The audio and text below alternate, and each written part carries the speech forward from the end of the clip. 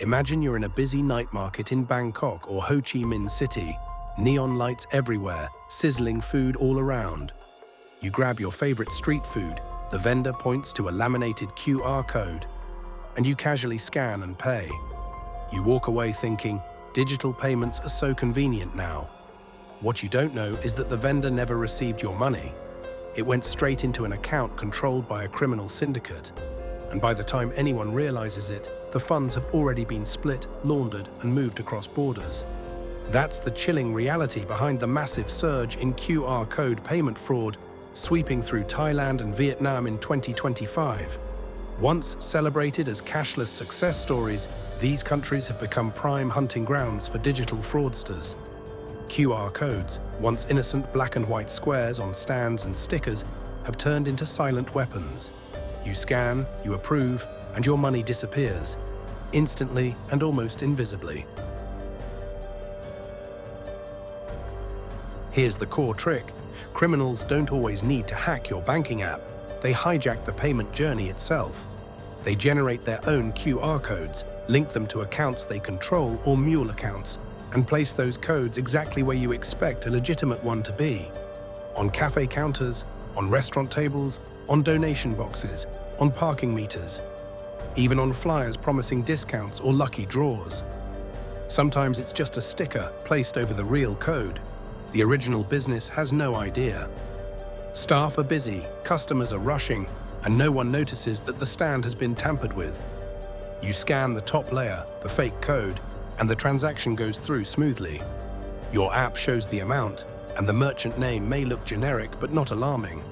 Only later, when the business checks the day's sales or you review your statement, does anyone realize something is wrong.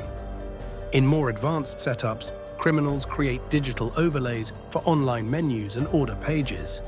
You scan a QR code from a restaurant's social media or digital menu, thinking you're paying the official account. In reality, you're sending money to a cloned account that looks almost identical, down to the logo and colors. And because QR payments in the region are instant and usually irreversible, the money is gone the moment you tap confirm. Southeast Asia has a bold vision. Scan one QR code in any country, pay from your home account in your own currency, and let regional payment networks do the rest. Systems like QRIS in Indonesia, Prompt Pay in Thailand, Pay Now in Singapore, Do It Now in Malaysia, and others are being interconnected.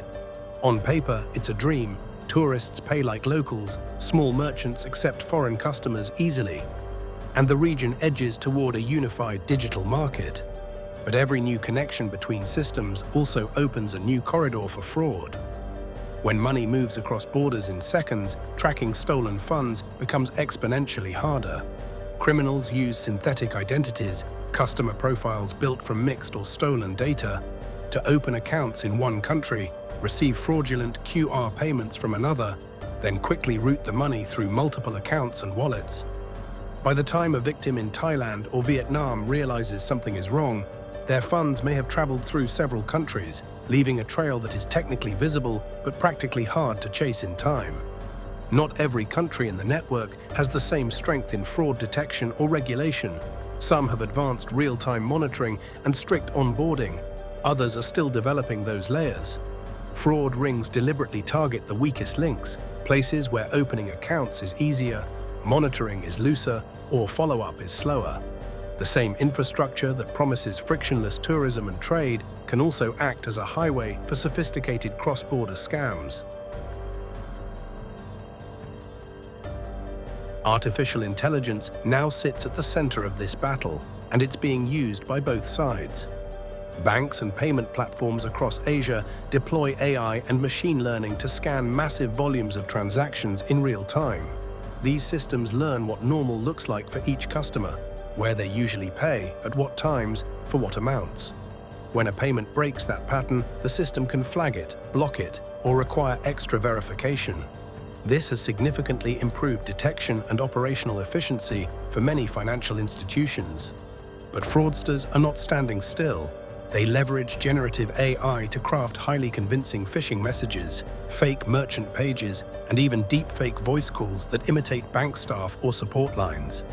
You might receive a call that sounds exactly like your bank, warning of a problem with your last QR payment and urging you to re-verify via another QR code. You scan, thinking you're fixing an issue, but instead you trigger a fraudulent transfer or grant dangerous app permissions. AI helps criminals scale their scams, test what gets results, and adapt their tactics in real time as users get more cautious. AI-powered bots can also generate and distribute thousands of fraudulent QR codes tailored to different brands, languages, and offers, then spread them through social media, messaging apps, and fake promotional campaigns. Legacy transaction monitoring systems that were built around card fraud or simple phishing are suddenly dealing with hyper-personalized, multi-step QR scams that combine social engineering, malware, and identity theft in one fluid attack. Every QR payment feels instant, but behind that convenience, banks and processors are racing the clock. With QR and account-to-account payments exploding across Southeast Asia, daily transaction volumes have surged dramatically. Each transaction could be legitimate or fraudulent, and the monitoring systems, no matter how advanced, are under intense strain. Traditional rule-based systems struggle with the subtlety of many QR scams. A small payment to a new merchant doesn't look suspicious in isolation. A tourist paying in a new country looks normal on the surface. But when thousands of these small, normal-looking payments are quietly funneled into mule accounts, the pattern only emerges after substantial losses. By that time, the money has been moved and cashed out. Instant payments leave almost no window for human intervention. Complaints, investigations, and chargebacks are all slower than the fraud itself. At the same time, policymakers push for more inclusion and widespread instant payments, while merchants demand frictionless user experiences. That creates a painful trade-off. The smoother the payment journey, the fewer visible security checks. Users often resist extra verification steps, but those steps are sometimes the only thing standing between a safe transaction and an emptied wallet.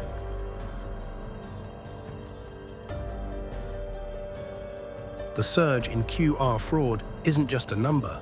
It reflects families losing savings, micro-businesses losing days of revenue, and an invisible erosion of trust in the digital systems they were encouraged to adopt. When a small vendor discovers that a big share of the day's QR sales never reach their account, the damage is financial and psychological. On the ground, these scams don't look like high-tech crime. They look like everyday life going slightly, quietly wrong. In a neighborhood market in Hanoi, a noodle stall that recently went fully cashless proudly tapes its QR code to every table. One busy weekend, a scammer walks through posing as a promoter, casually peeling off the genuine stickers and replacing them with nearly identical codes that point to his own account. The staff are overwhelmed, orders are flying, and no one notices the switch. By nightfall, the owner wonders why the balance in the app is far lower than usual. Customers insist they paid. Screenshots seem to prove it. Only after a tense argument and a visit to the bank does the awful pattern emerge. The entire lunch rush was unknowingly feeding a fraudster. Regional payment integration was meant to showcase Southeast Asia's innovation, evidence that emerging economies can leapfrog older systems and build a sleek, interoperable financial grid. But the dark side of that integration is becoming more obvious. Each connected country, bank, and wallet adds value, yet the entire network is only as secure as its weakest part. Fraud doesn't stop at borders. A group can develop scam scripts in one country, test them in another, route funds through a third, and convert them into crypto or other assets elsewhere. Cross-border QR payments, designed to make travel and commerce easier, end up giving criminals multiple escape routes. The more seamless the network becomes for honest users, the more seamless it can become for fraud. If defenses and regulations fail to keep pace. This is the uncomfortable mirror of integration. Speed, interoperability, and simplicity empower everyday users, but also empower attackers. The region is now at a turning point. It must either embed strong, intelligent protections into the rails of this network or risk a slow breakdown of public trust as fraud continues climbing. Regional authorities are waking up to the fact that QR fraud is not just a banking headache, but a serious threat to the entire digital payment vision in Southeast Asia. Central banks and regulators in multiple countries are pushing for stricter real-time monitoring, standardized incident reporting, and clearer ways for victims to get help when a QR scam hits. Some are also exploring regional data sharing so that when a scam pattern appears in one market, banks and wallets in neighboring countries can adjust their defenses before it spreads across borders. Banks, regulators, and payment providers are upgrading their defenses with advanced analytics, behavioral biometrics, and adaptive machine learning models. Systems now look at device fingerprints, location, and transaction context to decide whether a QR payment feels legitimate or suspicious, even when the amount or merchant looks fine. Regulators push for stronger merchant verification, tougher onboarding for payment accounts, and better cross-border data sharing when scams occur. But your role is still critical. Technology can block many attacks, but it cannot override every risky decision. A quick visual check of a QR stand, a moment's hesitation before scanning a random code, or a simple question to the merchant can shut down a scam instantly. You are both a user and a frontline guardian in this system. Before you scan any QR code, run through a short checklist. Does the QR look tampered with, like a sticker on top of something else or slightly off-center? If yes, ask or walk away. Did it arrive via message, email, or social media, promising rewards, refunds, or urgent action? Be skeptical of anything that pushes you to act immediately.